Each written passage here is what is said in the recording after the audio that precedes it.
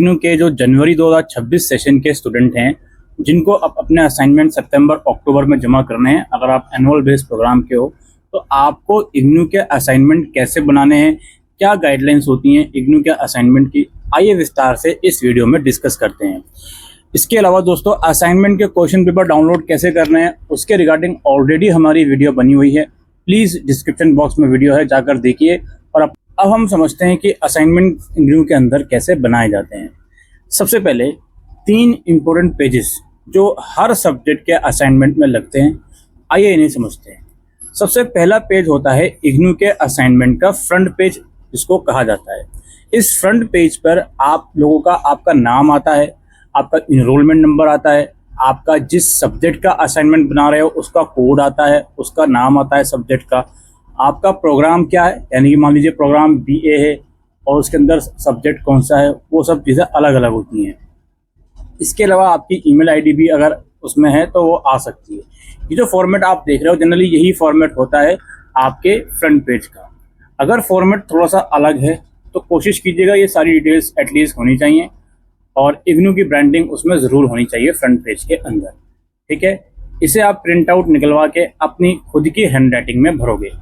अगर आप दिल्ली के स्टूडेंट हो तो जो भी आपका रीजनल सेंटर है उसकी वेबसाइट पर ये पेज अवेलेबल है, या फिर जब सबमिशन का समय नज़दीक आता है तो भी इग्नू ये पेज अपनी वेबसाइट पर फिर से डालता है, तब भी आप इसको डाउनलोड करके इसमें अपनी डिटेल्स भरोगे प्रिंट आउट निकलवा के, और ये फ्रंट पेज आपका हर असाइनमेंट के फर्स्ट पेज पर लगेगा। तो पहले ये फ्रंट पेज आप अपने मन के अंदर बिठा लीजिए। और हाँ, सबसे लास्ट में काम कीजिएगा फ्रंट पेज वाला, पहले अपना मटेरियल वगैरह जो भी असाइनमेंट का है वो लिख लीजिएगा। दूसरा पेज आपका लगता है इग्नू का ID कार्ड।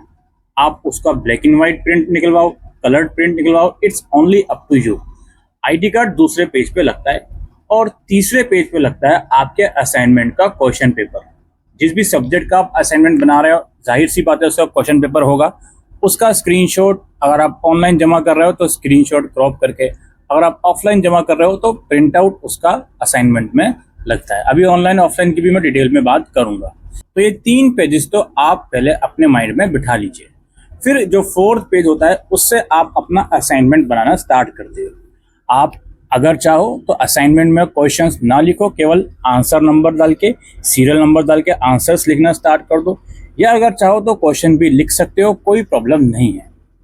जो भी आप असाइनमेंट बना रहे हो क्वेश्चन पेपर की इंस्ट्रक्शन जरूर रीड कर लीजिएगा कि कितने क्वेश्चंस उसमें करने हैं, ठीक है जी, ऑलराइट।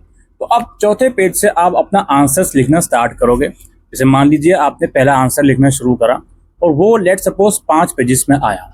अब जिस पेज पे आपका पहला आंसर्स खत्म हो रहा है, अब आप ये देखिए कि जो नेक्स्ट क्वेश्चन आप शुरू करोगे वो उसके नीचे से भी कर सकते हो। अगर स्पेस काफ़ी ज़्यादा है, कम से कम आधा स्पेस या उससे ज़्यादा है, तो उसके नीचे से भी आप नेक्स्ट क्वेश्चन का आंसर शुरू कर सकते हो। या फिर अगर स्पेस कम है, 5-6 लाइनें ही बच रही हैं, तो आप नेक्स्ट पेज से भी जो नेक्स्ट क्वेश्चन का आंसर है वो शुरू कर सकते हो। इस तरीके से जितने भी आपके आंसर्स हैं सारे आप लोग कर लेंगे। इतना काम करने के बाद फिर जो चीज़ें हैं वो मैं आपको बता दूं। अभी आंसर्स के ऊपर मैं आऊँगा, ठीक है, अभी देखते रहिए वीडियो। तो जब आप आंसर्स कर लोगे उसके बाद आप सीरियल नंबर को समझो। सीरियल नंबर से मेरा मतलब है 1 2 3 4। अब देखिए, जो 4थे पेज यानी कि जिस पेज से आपने आंसर्स लिखने स्टार्ट करे हैं उस पेज से लेके लास्ट वाले पेज तक, यानी कि जिस पेज तक आपके एक पर्टिकुलर सब्जेक्ट के सारे असाइनमेंट के आंसर्स आ गए हैं, जैसे 5 आंसर्स एक सब्जेक्ट में अगर करने हैं तो 4th पेज जहां से पहला आंसर लिखना शुरू कर रहे हो और वो वाला पेज जैसे लास्ट वाला आंसर खत्म हो रहा है, उस पेज तक आप सीरीज चलाओगे 1 से लेके जितने पेजेस में भी आपका आंसर सारे आए, 20 में आए, 25 में आए, इट्स अप टू यू, ठीक है। वो सीरियल नंबर आप लिखोगे 1 से लेके 25 तक। दूसरी चीज ये है कि हर असाइनमेंट के टॉप पर, टॉप या बॉटम में, जनरली टॉप प्रेफर करना, सबसे ऊपर अपना नाम और इनरोलमेंट नंबर लिख देना, दैट्स इट। और कहने को तो साइन करने को भी इग्नू वाले बोलते हैं, तो अगर चाहो तो साइन भी कर सकते हो। तो ये 3 चीजें आप सबसे टॉप पर लिखोगे, उसी पेज से जिस पेज से आप अपना आंसर्स लिखना शुरू कर रहे हो। ये चीजें प्रिफर करी जाती हैं जनरली इस वजह से, ताकि कोई पेज मिसप्लेस हो गया तो कम से कम उस पर सीरियल नंबर लिखा हुआ दिखे, या कम से कम उस पर ये लिखा हुआ दिखे किस बच्चे का मिसप्लेस हुआ है। इसके अलावा बच्चे ये सवाल करेंगे कि सर हम असाइनमेंट में डेकोरेशन कर सकते हैं, हम असाइनमेंट को सजा सकते हैं, हाइलाइटर का यूज़ कर सकते हैं, बोल्ड कर सकते हैं हेडिंग को। तो भाई कर सकते हो, कोई दिक्कत नहीं है। लेकिन मैं आपको एक बात साफ स्पष्ट कर दूं, पहला फोकस आपका ये होना चाहिए कि असाइनमेंट की क्वेश्चन की क्वालिटी और क्वांटिटी अच्छी हो। Quality should be your first priority, then quantity. ये चीज़ें होनी चाहिए। वो हाईलाइट करना, बोल्ड करना, इसकी वजह से आपको पूरे नंबर मिल जाएंगे, इसकी कोई गारंटी नहीं है, इसकी कोई वैल्यू नहीं है। सिंपल भाषा में अगर मैं कहूँ तो अगर आपको खुद को सेटिस्फाइड करने के लिए करना है तो अलग बात है, अदरवाइज इग्नू की आंखों में इसकी कोई वैल्यू नहीं है। वो सिर्फ देखते हैं कितना क्वेश्चन लिखा है, क्या क्वालिटी है, दैट्स इट। ठीक है जी। अब इसके अलावा मैं एक बात और कहूँगा भाई, आंसर्स कहाँ से लिखें। देखिए भाई, इग्नू के जो असाइनमेंट है 30% इसकी वेटेज होती है और इसमें जो क्वेश्चंस आपसे पूछे जा रहे हैं जनरली पूरे सिलेबस कवर हो जाता है। तो कोशिश ये करें कि भाई आंसर्स अपनी अंडरस्टैंडिंग से लिखें, मैं तो यही रिकमेंड करता हूँ। उसके बावजूद भी काफ़ी बच्चे आजकल मार्केट में पेड असाइनमेंट आ गए हैं, वहाँ से असाइनमेंट परचेज कर लेते हैं, बना लेते हैं। भाई वो आपकी मर्जी है, आप आगे क्या कर रहे हो। कल से आइडियली इग्नू में असाइनमेंट में कोई फेल होता नहीं है। ऑन एन एवरेज 70-80 मार्क्स, इतने मार्क्स तो सबके आ ही जाते हैं।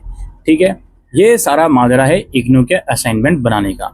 और आप खुद से बनाइए, जैसे कि मैंने कहा, आप इग्नू का स्टडी मटेरियल रीड कीजिए, कोई एक्सटर्नल बुक है आपके पास वो रीड कीजिए, कोई एक्सटर्नल रिसोर्सेज हैं उसको पढ़िए, उसकी मदद से असाइनमेंट बनाइए, तो आपके लिए ज़्यादा सुइटेबल रहेगा। अब ऑनलाइन ऑफलाइन की बात कर लेते हैं। देखिए, असाइनमेंट आपके बन गए, अब सवाल सबसे बड़ा ये आता है कि ये ऑनलाइन जमा होंगे या ऑफलाइन। अगर आप ओएल मोड के स्टूडेंट हो तो आपके असाइनमेंट तो ऑनलाइन ही जमा होंगे आपके एलएमएस पोर्टल पर, और अगर आप ओडीएल मोड के स्टूडेंट हो तो कुछ कुछ स्टडी सेंटर असाइनमेंट ऑनलाइन भी एक्सेप्ट करते हैं गूगल फॉर्म के थ्रू, जिसमें आपको पीडीएफ बनाकर असाइनमेंट जमा करना होता है।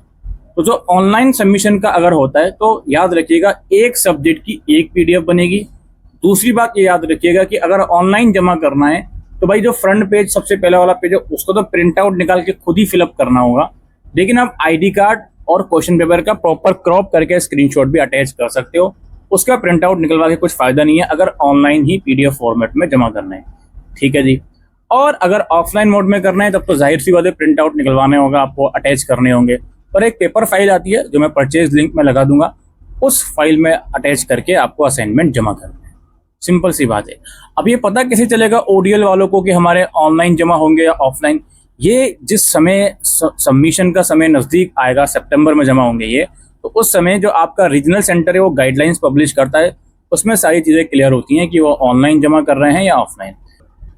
बाकी इसके अलावा आपके कुछ और फर्दर डाउट्स हैं कि हमें ये समझ में नहीं आया, वो समझ में नहीं आया, तो कमेंट सेक्शन आप सभी स्टूडेंट्स के लिए ओपन है, आप उसमें कमेंट कीजिए। मैं कोशिश करूंगा कि उसके ऊपर सेपरेट वीडियो या आप लोगों को रिप्लाई दे पाऊँ।